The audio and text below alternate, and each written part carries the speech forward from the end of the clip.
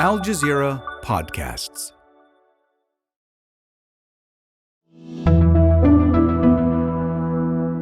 Today, it's a debate that almost didn't happen. And judging by the reaction to it, maybe it shouldn't have. The CNN debate, Biden v. Trump, is over. That's 90 minutes of my life I'll never get back.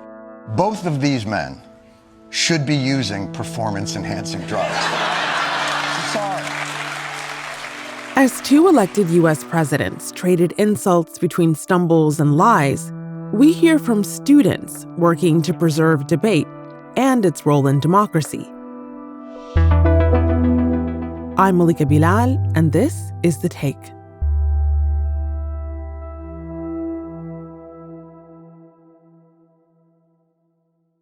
He can't hit a ball 50 yards. He challenged me to a golf match. He can't hit a ball 50 yards. I think I'm in very good shape. That's former U.S. President Donald Trump during his debate on Thursday with his successor, current President Joe Biden. And it led to an exchange about which of them is better at golf. I told you before, I'm happy to play golf if you carry your own bag. Think you can do it? That's the biggest lie. He's a 6 handicap of all. I was an 8 handicap. Yeah. 8. Never. But I have, how many? I've seen you swing. I know you swing. Okay, let's not act like children. President Trump, we're going to turn Let's not act like children. to a specific concern that voters have about you. At high school debate tournaments in Brooklyn, New York, though, where the contestants are actually children, arguments have a very different tone. May all questioners please rise. The debate in this case, whether the U.S. government should build more nuclear reactors. Exactly. It's going to lower our greenhouse gas emissions, which then will mitigate the climate crisis severely and will help our American people. And this will help. Every year, student teams gather to argue the merits of topics like this. And it's clean and reliable. And there's 30 seconds. Under strict time limits. It's something one of our producers, David Enders, is pretty familiar with. Hey, David. Hello. So, David, you were a debate coach yourself in a previous life. Yeah, so I was a high school and middle school English teacher and debate coach in New York City for 5 years. And the debate program we're talking about today is run by one of my former colleagues. Nice. So you'll have to educate me. I didn't have debate or speech at my schools. It wasn't offered. So why is it a big deal whether students have access to speech and debate programs? So there's a bigger issue of what opportunities and activities students have access to. But specifically in the case of speech and debate, this is an activity that really feeds into the legal and political scene. Entertainment as well. When you talk to people who've become congressional representatives, judges, lawyers, you'll frequently find that this is an activity that they did in high school. And it really helped them learn how to do what they're doing now professionally. You sound like you speak from personal experience. Were you a debater? I was a debater at my high school, and that's really how I learned to do research and how to communicate publicly. Okay, so paint a picture. What do one of these debates look like? So speech and debate, which is what it's often called, is teaching students to communicate as effectively as possible. And they're judged on both the strength of their arguments and the strength of their communication abilities. It's usually two teams debating either for or against a topic, such as should we abolish nuclear weapons or end all student debt. It's like legal research or preparation for a trial, or some of the formats are based directly on legislative proceedings. So when I was teaching in New York City, I introduced this to my classroom and became the coach of our middle school team.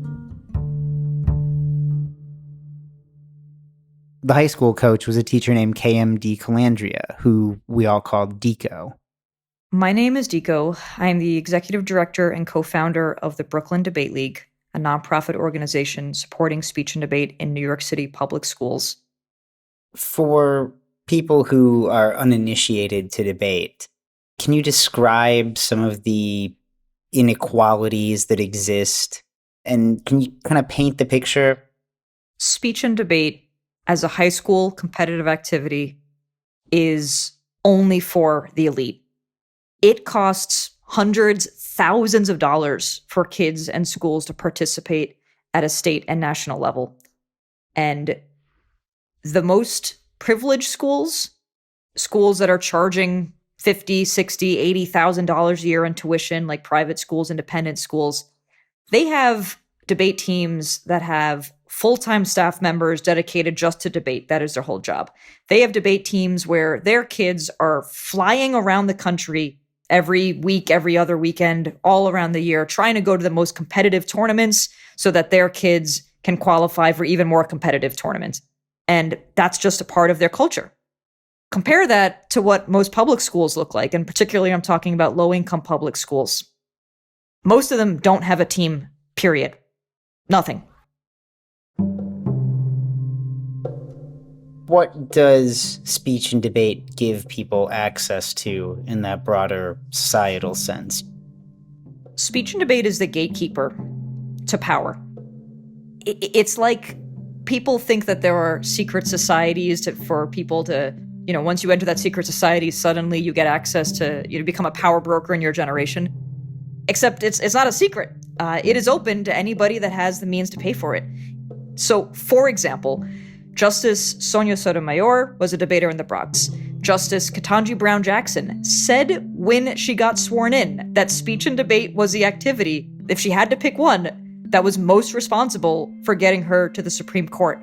That was an experience that I can say without hesitation was the one activity that best prepared me for future success in law and in life. If you go outside of politics and go out of the law, if you think about entertainment, Oprah Winfrey, Stephen Colbert, these are people we look to as influencers, people that are shaping policies, people that are shaping our society. They all did speech and debate in high school. If you look at the people who are shaping our country, 9 times out of 10, what they have in common is they did speech and debate. So along with these famous debaters, there is also a former student of DiCo's who's a little bit of a local celebrity. Talk to me about Jonathan. Jonathan's a former student of DiCo's who credits her debate team with having him get through some really difficult times when he was a student. And he's now quite successful. He's a doctor at New York University Hospital. He just published a memoir, and he's also a debate coach. I think about the other perspective as a person of color who walk into these rooms and a lot of people don't look like you. Where you see kids in Lincoln Town cars, you see kids with fresh suits, and you see kids with leather briefcases. And for a long time, the speech and debate world has been a world for the upper class. It's been a world for the private school and the elite. Has been a world for the kids who only go to Harvard, Yale, and Princeton. So as a kid who didn't come from that background and you may have only one pair of pants and you're going against these kids, it's less about being prepared. It's less about understanding the topics and the resolution and all the work you put in. Sometimes it's just the mental battle of, do I belong? I think, especially in this world, kids have so much access to information. They have so much access to false information. They have so much access to social media, and things are happening in real time that they want to be heard and that they realize that their voice matters. The fact that speech and debate allows them to do that, the fact that they get to come to these places and these tournaments and these campuses and talk about academic tracking and talk about the juvenile justice system and talk about, war and things that are going on that's going to affect their generations and their future families is critical. After the break, we'll hear from some of the student debaters themselves.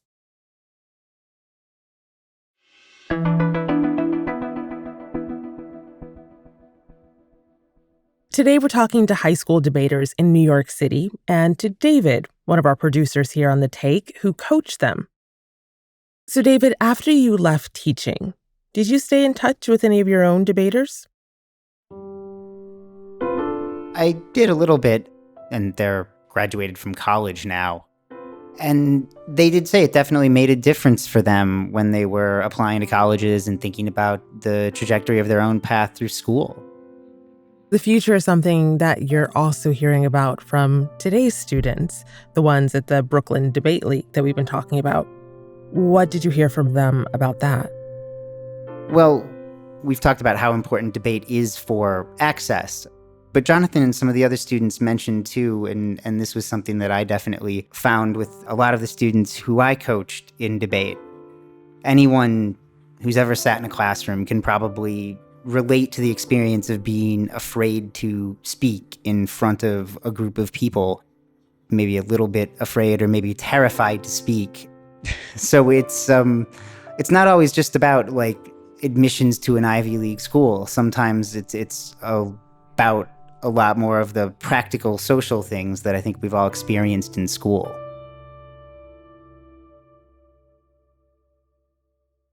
Hello, I'm Madison Wheeler. I'm 15 and I go to Dream Charter High School. Debate is important to me as I can express my ways in different ways that I can't really do at school. As a school, I'm more of an introvert and I just sit there and do my work basically. But in debate, I actually find the courage to speak and voice my opinions rather than just doing what everyone says in the group. My name is Karl McGhie. I'm 17 years old as of right now, and I go to Achievement First Brooklyn High School. I'm a junior this year. The main reason why I wanted to do debate in the first place was being a lawyer. That was really important to me, so doing debate is the best way I can reach that dream. Basically, we role play as senators and representatives, and we debate bills that have been passed in the actual Senate. So what we do is we take time for those bills, we prep them, and we make speeches about why we should or we shouldn't pass them or fail them. My name is Gabrielle Lewis. I go to Achievement First Brooklyn High School. I'm in 10th grade. I feel like as a debater, it gives you a chance for your voices to be heard. My name is Long, and I'm currently 15 years old, and I attend the Brookline School in Williamsburg, Brooklyn, in New York City, and I'm currently in 10th grade, so sophomore year. Since I discovered debate in, I want to say, July/August, which I was pretty whack, to be honest, but ever since that, I've just grown like exponentially.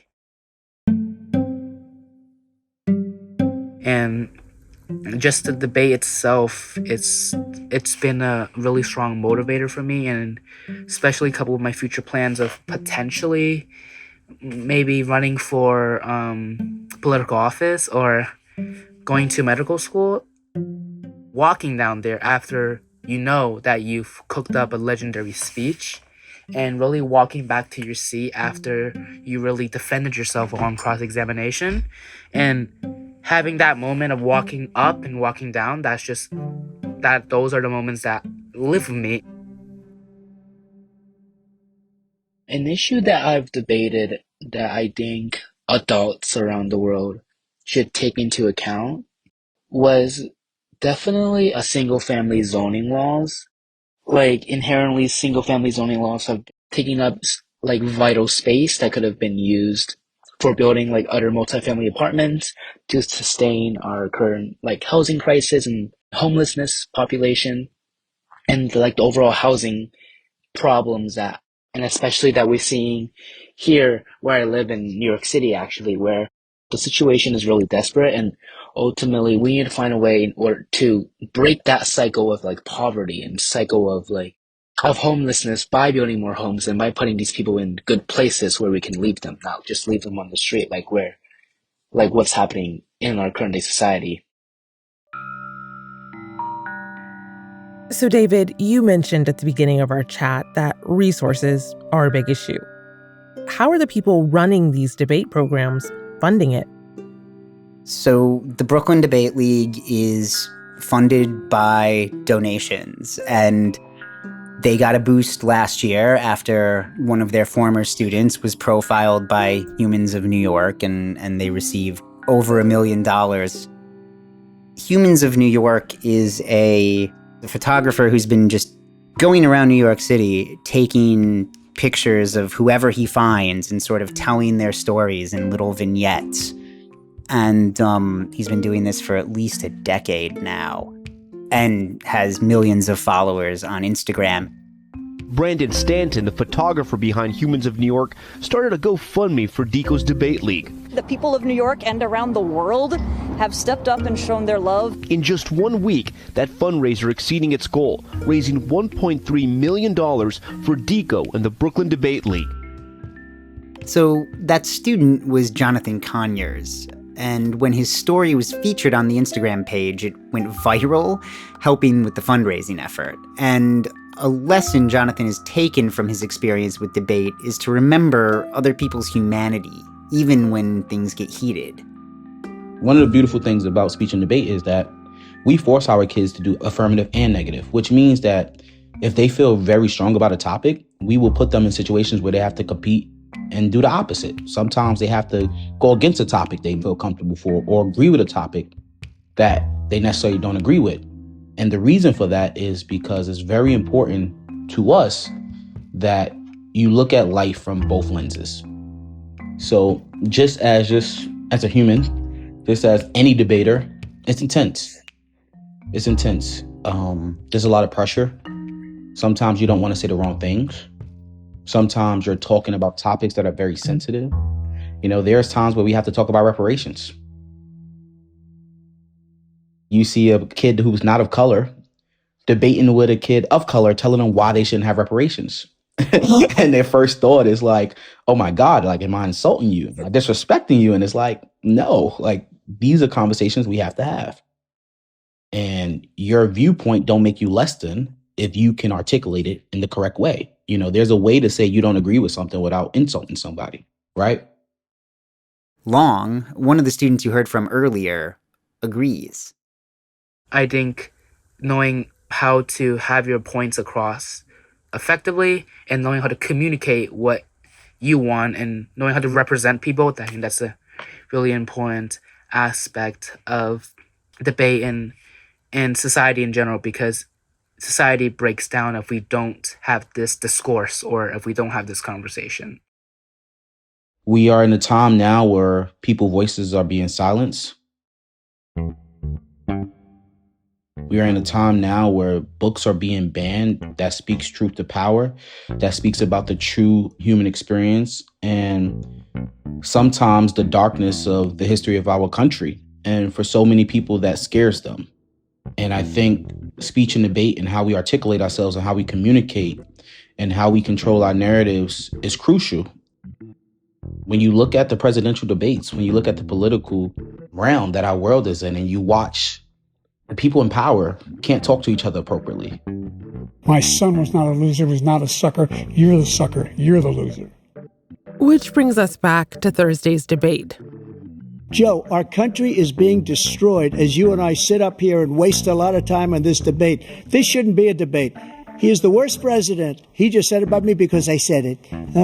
But look, he's the worst president in the history of our country.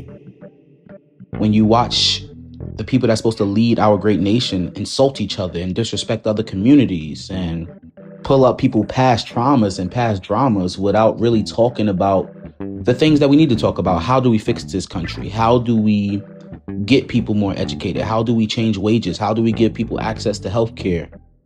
It's a shame. And a lot of times we're starting to see more and more that people need to do one thing, and that's communicate. How do we have real conversations without insults? And I am honored that every day I get to work with so many kids and I can teach them this. Thanks for walking us through this, David. It's been really fascinating. It's really great to talk about it. I mean, it's education is just one of the most important issues, and we don't hear a lot about it in the media.